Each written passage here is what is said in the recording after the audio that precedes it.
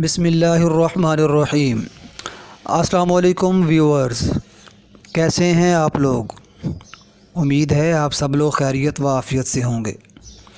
جیسا کہ آپ جانتے ہیں کہ ہم نے اردو زبان و ادب کی ترویج و اشاعت کے لیے لیکچرز کی باقاعدہ ایک سیریز کو شروع کر رکھا ہے، اور ہمارا پچھلا ٹاپک تھا اردو زبان و ادب کی تاریخ 19ویں صدی میں فورٹ ولیم کالج کی نثری خدمات۔ آج اسی کا دوسرا پارٹ آپ سیکھیں گے۔ لیکچرز کو باقاعدہ سلائیڈز اور ویڈیو فارمیٹ میں سیٹ کیا گیا ہے، اور چیدہ پوائنٹ نوٹ کروا دیے گئے ہیں۔ آپ لوگوں کے لیے کافی ساری کتابوں سے حوالہ جات اور اہم پوائنٹس کو یکجا کر دیا گیا ہے تاکہ آپ کو پڑھنے میں اور سمجھنے میں آسانی پیدا ہو۔ اپنی پینسل اور کاپی یا دستہ پاس رکھیے گا اور اہم پوائنٹس نوٹ کرتے جائیے گا۔ تو آئیے پھر لیکچرز کا آغاز کرتے ہیں۔ فورٹ ولیم کالج کا قیام اور اس کے استحکام سے متعلق تمام کاوشوں کا سہرا گورنر جنرل لارڈ ویلزلی کے سر ہے۔ وہ 1798 میں گورنر جنرل ہوا اور 1805 تک اپنے عہدے پر قائم رہا۔ ایک اہم چیز جو آپ کو نوٹ کروا دوں، جو آج کے لیکچر کی خاص بات ہے، ہم نے اپنے ٹاپک کو 4 حصوں میں تقسیم کیا ہے، اور اس لیکچر میں آپ فورٹ ولیم کالج کے قیام کے اغراض و مقاصد، فورٹ ولیم کالج کا نصاب اور فورٹ ولیم کالج کے مصنفین کے علاوہ کالج کی ادبی نثری خدمات کے حوالے سے بھی آگاہی حاصل کریں گے۔ جی، گورنر جنرل ویلزلی کا عہد آتے آتے مغلیہ سلطنت کے انحطاط کے ساتھ ساتھ فارسی کا بھی زوال ہو رہا تھا۔ ویلزلی نے ہندوستان کی سرزمین پر قدم رکھتے ہی مقامی حکمرانوں کو مغلوب کرنے کی تدبیریں شروع کر دیں۔ خوش قسمتی سے اسے ہر سیاسی محاذ پر فتح حاصل ہوتی گئی، اور یوں جنوبی ہند سے لے کر شمالی ہند میں لکھنؤ کے نواب و وزیر تک کو اس نے اپنی پالیسیوں کے دام میں اسیر کر لیا۔ ان علاقوں میں ہندوستانی زبان بولی اور سمجھی جاتی تھی۔ اس کے بعد ویلزلی نے محسوس کیا کہ اتنے وسیع علاقے پر قبضہ کر لینا ہی کافی نہیں، بلکہ اسے منظم رکھنے اور حکومت کرنے کے لیے ضروری ہے کہ حکمران طبقہ یہاں کی زبان اور تہذیب سے بخوبی واقف ہو۔ اسی نکتے نے اس پر مشرقی زبانوں کی اہمیت ظاہر کی۔ چنانچہ ہیٹنگز اور ڈنکن کی طرح اس نے انڈین سروس میں داخل ہونے والے ملازمین کے لیے فارسی کی تعلیم اور روزانہ کے استعمال کے لیے ہندوستانی کی واقفیت پر زور دیا۔ ان ایام میں صورتحال یہ تھی کہ فارسی عوامی زندگی سے خواہ کتنی ہی دور کیوں نہ ہو گئی ہو، لیکن دفتروں اور عدالتوں میں اس کی عملداری پھر بھی قائم تھی۔ یہ بات نوٹ کرنے کے قابل ہے کہ مغلیہ سلطنت میں نظام سلطنت اور قوانین کا ذریعہ فارسی زبان ہی تھی۔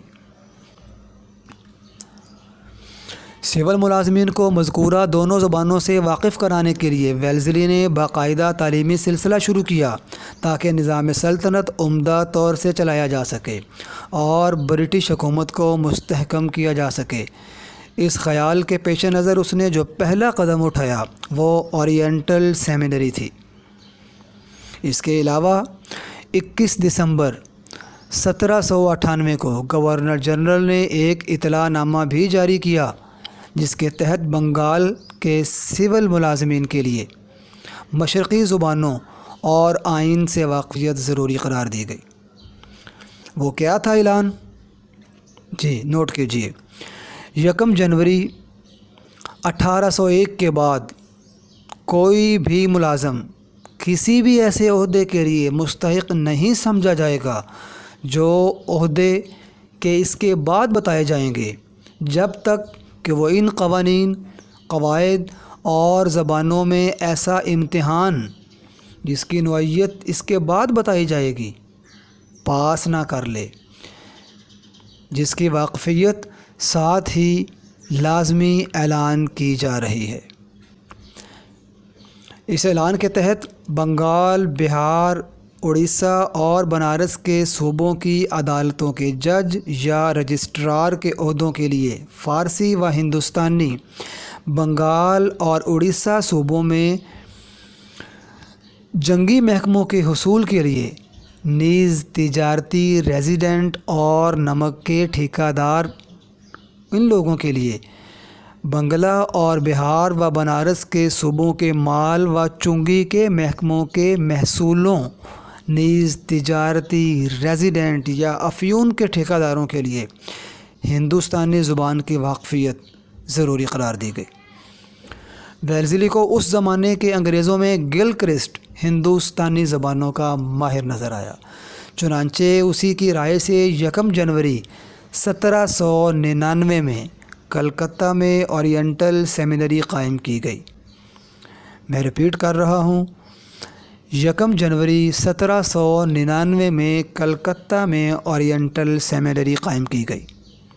فروری 1799 میں جونیئر سول ملازمین کو یہ حکم دیا گیا کہ وہ اورینٹل سیمینری میں ہی تعلیم حاصل کریں، چنانچہ نووارد جونیئر سول ملازمین یہاں 1 سال تک تعلیم حاصل کرتے۔ اس ادارے کے دیگر مراحل اس کے قیام سے قبل ہی طے کر لیے گئے تھے۔ بحیثیت استاد گلکرسٹ کا تقرر 25 دسمبر 1798 میں ہوا۔ ڈیٹ دوبارہ نوٹ کر لیں، گلکرسٹ کا تقرر بحیثیت استاد 25 دسمبر 1798 میں ہوا۔ فروری 1799 سے باقاعدہ تعلیم کا آغاز ہو گیا تھا۔ فورٹ ولیم کالج کے قیام کے بعد اورینٹل سیمینری کے نام کے اس ادارے کو ختم کر دیا گیا۔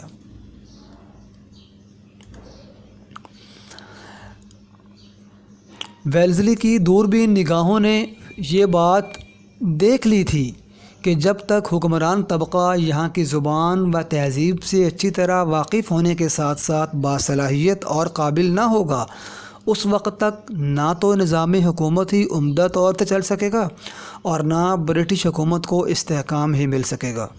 اس زمانے میں جو لوگ اعلیٰ عہدوں پر فائز تھے، ان میں عموماً صلاحیت اور اہلیت کا فقدان تھا۔ وہ اونچے عہدوں پر بغیر تربیت کے اور کبھی کبھی تو صرف کورٹ آف ڈائریکٹرز کے ممبروں سے رشتہ داری کی بنا پر پہنچ جاتے تھے۔ اس کا نتیجہ یہ ہوا تھا کہ بہت سے ایسے قوانین جو عوام کے مفاد اور فلاح کے پیش نظر رائج کیے گئے تھے، ان سے انہیں کوئی فائدہ نہیں پہنچ رہا تھا۔ اس کی ایک بڑی وجہ ان افسروں کی دیسی زبانوں سے ناواقفیت تھی، جس کی وجہ سے انہوں نے بے عملی اور نااہلی کی بڑی افسوسناک مثالیں پیش کیں۔ دوسری لیکن بڑی اہم بات یہ بھی تھی کہ نووارد سول ملازمین بہت ہی کم عمری میں ہندوستان چلے آتے تھے۔ ان کی عمر 16 سے 18 سال کے درمیان ہوا کرتی تھی۔ اتنی کم عمری میں مکمل تعلیم اور باقاعدہ تربیت کا کوئی سوال ہی پیدا نہ ہوتا تھا، چنانچہ ان میں سے بیشتر کی تعلیم ادھوری ہوا کرتی تھی۔ انہیں نہ تو کسی قسم کی تربیت ملی ہوتی تھی، نہ ان کا شعور پختہ ہوتا تھا اور نہ ہی وہ ذہنی طور سے بالغ ہوتے تھے۔ ہندوستان آنے پر ان کا سابقہ ایک بالکل نئے ماحول، نئے حالات سے پڑتا تھا، لیکن یہاں ان کی رہنمائی کرنے والا کوئی نہیں تھا۔ ان کی تعلیمی اور اخلاقی حالت درست کرنے کے لیے بھی کوشش نہیں کی جاتی تھی۔ یہاں آنے کے بعد ملازمت کی ذمہ داریوں میں دب کر اور دولت کی فراوانی دیکھ کر انہیں اپنے نقائص اور خامیوں کی اصلاح کا موقع نہیں مل پاتا تھا۔ وہ زیادہ سے زیادہ دولت کمانے کی فکر میں پڑ جاتے تھے۔ اس کے علاوہ ہندوستان میں ان کی اصلاح اور نقائص کو درست کرنے کا کوئی ذریعہ تو یوں تھا ہی نہیں۔ نووارد سول ملازمین ہندوستان کی ملازمت میں خاص کشش بھی محسوس کرتے تھے، چنانچہ جتنی بھی تعلیم حاصل کر پاتے تھے اس کے بعد یہاں آ کر دولت سمیٹ لینا چاہتے تھے۔ اس میں صرف ملازمین ہی نہیں بلکہ ان کے والدین اور دیگر متعلقین بھی دلچسپی رکھتے تھے۔ وہ بھی یہی کوشش کرتے تھے کہ جلد از جلد اپنے وابستگان کو ہندوستان روانہ کر دیں۔ چنانچہ یہ نووارد سول ملازمین ادھوری تعلیم اور بغیر کسی تربیت کے کمپنی کی ملازمت میں رائٹر یا کلرک کی جگہ پا جاتے تھے۔ انہیں حکومت کے قوانین اور قواعد سے مکمل طور پر واقفیت نہیں ہوتی تھی، معلومات عامہ بھی بس برائے نام ہی ہوتی تھی۔ اس زمانے کا ہندوستان اپنی دولت و ثروت کی بنا پر غیر ملکیوں کے لیے کشش کا مرکز بنا ہوا تھا۔ ان نوواردان نے دیسی زبانوں سے ناواقفیت اور نامکمل تعلیم و تربیت کا باعث اپنے فرائض کی انجام دہی میں لاپرواہی اور مقامی لوگوں سے بد اخلاقی اور بد کرداری کا مظاہرہ کرنا شروع کر دیا۔ ویلزلی نے جب یہ صورتحال دیکھی تو اسے برٹش انڈیا کا استحکام خطرے میں نظر آیا۔ چنانچہ اس نے ان نقائص کو دور کرنے کے لیے سول ملازمین کو باقاعدہ تعلیم دینے کی بابت غور کیا۔ ضرورت اس بات کی تھی کہ یہ نووارد سول ملازمین 2 یا 3 سال کسی درسگاہ میں زبان، قوانین و آئین اور نظم و ضبط کی تعلیم حاصل کریں۔ ویلزلی آہنی عزم و حوصلہ کا مالک تھا۔ ان تمام خرابیوں اور خامیوں سے نمٹنے کے لیے اور باصلاحیت عملہ پیدا کرنے کے لیے اس نے نووارد و سول ملازمین کی باقاعدہ تعلیم و تربیت کے مقصد سے ایک ایسی تعلیم گاہ قائم کرنے کی بات سوچی جس میں نہ صرف دیسی زبانوں کی بلکہ قواعد و قوانین اور آئین و ضوابط کے ساتھ ساتھ مغربی سائنس اور ادب کی بھی تعلیم دی جائے۔ ویلزلی جانتا تھا کہ یہ سول ملازمین بڑے پیچیدہ فرائض سر انجام دے سکتے ہیں اور ان کو مشرقی اور مغربی دونوں ہی پالیسیوں سے سابقہ پڑتا ہے۔ چنانچہ سول ملازمین کی تعلیم کے بارے میں اس نے فیصلہ کیا۔ تعلیم لازمی طور پر مخلوط ہونی چاہیے، جس کی بنیاد لازمی طور پر انگلینڈ میں رکھی گئی ہو اور بالائی تعمیر منظم طریقے سے ہندوستان میں مکمل کی جائے۔ ظاہر ہے وہ اتنے وسیع پیمانے پر کوئی درسگاہ چشمِ زدن میں قائم نہیں کر سکتا تھا۔ چنانچہ ابتدا میں اس نے اورینٹل سیمینری قائم کیا۔ اس کے امید افزا اور روشن امکانات کو دیکھ کر ویلزلی کے حوصلے اور عزائم بلند ہو گئے اور اس نے اورینٹل سیمینری کی جگہ اس شاندار و عظیم الشان درسگاہ کا خواب دیکھا جو ہماری ادبی تاریخ میں فورٹ ولیم کالج کے نام سے موسوم ہے۔ 10 جولائی سن 1800 کو ویلزلی نے فورٹ ولیم کالج کا باقاعدہ افتتاح کیا۔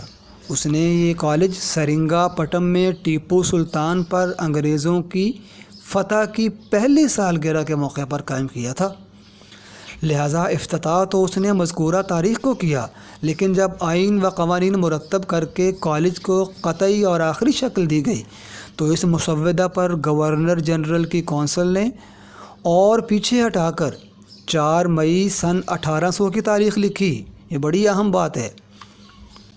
دراصل 4 مئی 1799 کو انگریزی فوجوں نے سرنگا پٹم میں فتح حاصل کی تھی۔ اس یادگار موقع پر خصوصی تمغے بھی جاری کیے گئے، جس کے ایک جانب ٹیپو سلطان کا دارالسلطنت اور دوسری جانب اس کی شکست کی تاریخ کنندہ تھی۔ یہ کالج ویلزلی نے بنگال، مدراس اور بمبئی کی ریاستوں کے جونیئر سول ملازمین کی بہترین تعلیم و تربیت کے لیے قائم کیا تھا، جس کا واضح اور واحد مقصد یہ تھا کہ وہ دیسی زبانوں کی تعلیم حاصل کر کے ملکی معاملات اور دیگر فرائض عمدہ طور سے انجام دے سکیں اور اس طرح برطانوی اقتدار کو استحکام نصیب ہو۔ جی ویورز، نوٹ کر رہے ہیں نا لیکچر ساتھ ساتھ؟ جیسے کہ آپ کو پہلے بتایا ہے کہ اس لیکچر میں کالج کے قیام کے اغراض و مقاصد کے علاوہ فورٹ ولیم کالج میں جو نصاب پڑھایا جاتا تھا اس کا تذکرہ بھی ہے۔ مزید کون کون سے مصنفین سے استفادہ کیا گیا اور کیا کیا ادبی مارکے سر انجام ہوئے، تو آئیے لیکچر کو آگے بڑھاتے ہیں۔ اب ہم نوٹ کریں گے کالج کا نصاب۔ نصاب میں جو زبانیں شامل تھیں ان میں عربی، فارسی، سنسکرت، ہندوستانی، بنگالی، تلنگی، مراٹھی، تامل کنڑ۔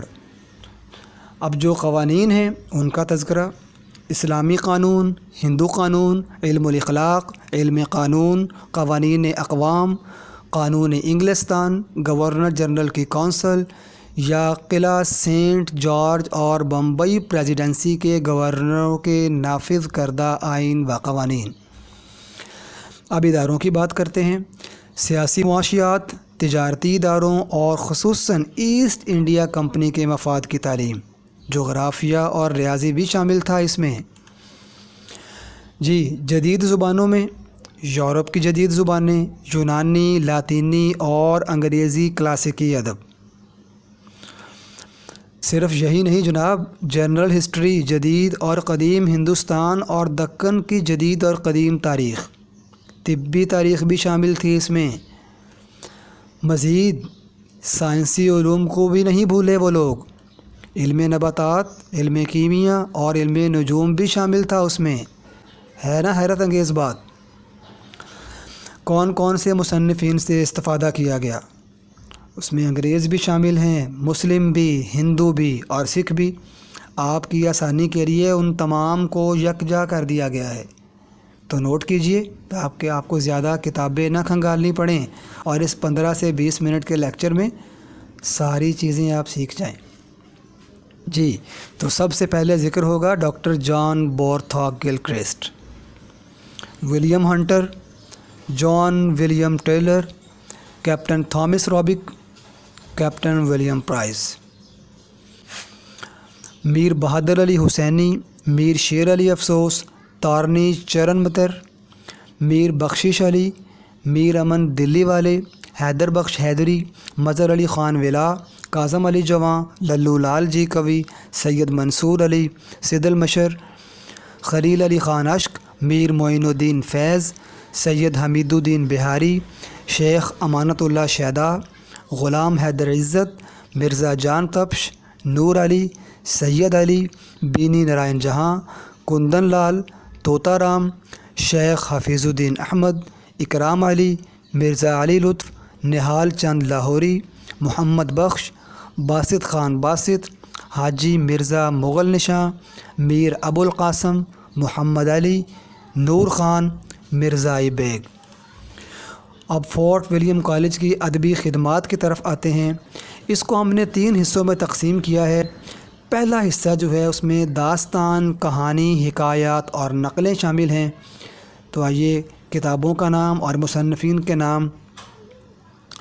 مذہب عشق جو کہ قصہ گل بکولی ہے، مصنف کا نام ہے نہال چند لاہوری۔ سکنتلا ناٹک کاظم علی جواں نے لکھا۔ سنگھاسن بتیسی، اس کے مصنف بھی کاظم علی جواں ہیں۔ قصہ مادھونل اور کام کندلا، مظہر علی خان ولا۔ بتیال پچیسی، مظہر علی خان ولا۔ قصہ لیلا مجنوں، حیدر بخش حیدری۔ طوطا کہانی، حیدر بخش حیدری۔ آرائش محفل جو کہ قصہ حاتم طائی سے ماخوذ ہے، حیدر بخش حیدری۔ داستان امیر حمزہ، خلیل علی خان اشک۔ قصہ رضوان شاہ، خلیل علی خان اشک۔ باغ و بہار، میر امن دلی والے۔ چار گلشن، بینی نارائن جہاں۔ بہار دانش، مرزا جان تپش۔ خرد افروز، حفیظ الدین احمد۔ گلزار دانش، حیدر بخش حیدری۔ بحر عشق جو کہ قصہ سیف الملوک ہے، سید منصور علی نے لکھا۔ قصہ فیروز شاہ، محمد بخش۔ حسن و عشق، غلام حیدر عزت نے لکھا۔ بہار عشق، سید نور علی۔ قصہ دل آرام و دل ربا، اس کے مصنف ہیں طوطا رام۔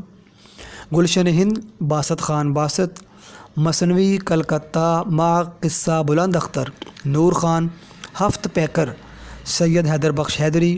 نو بہار، قصہ گل و صنوبر ہے، مصنف کا نام ہے بینی نارائن جہاں۔ باغ عشق، بینی نارائن جہاں۔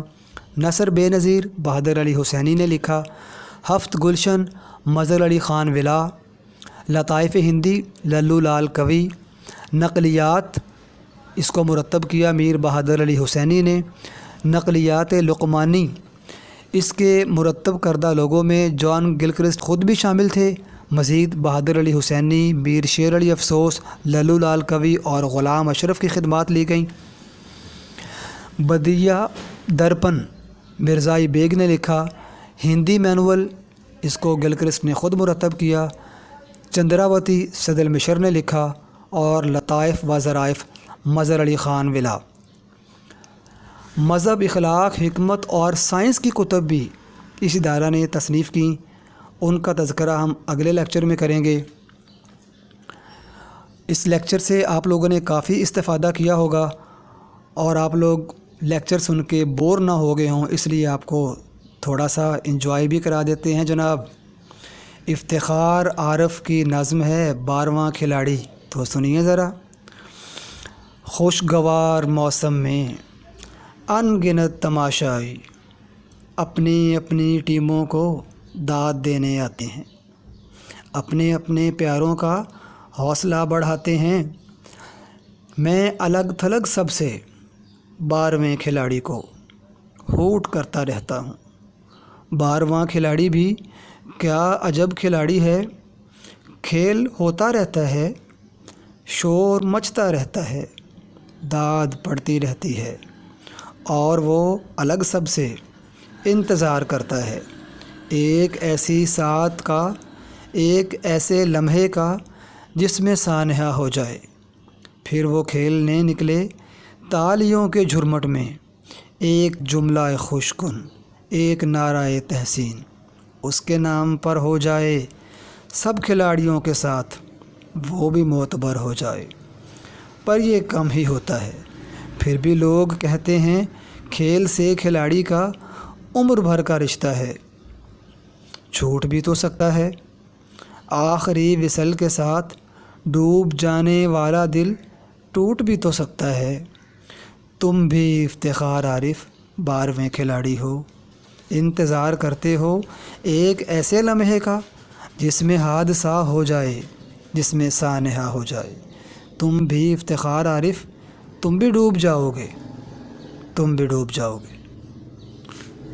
جی ویورز، کیسا لگا آپ کو یہ لیکچر؟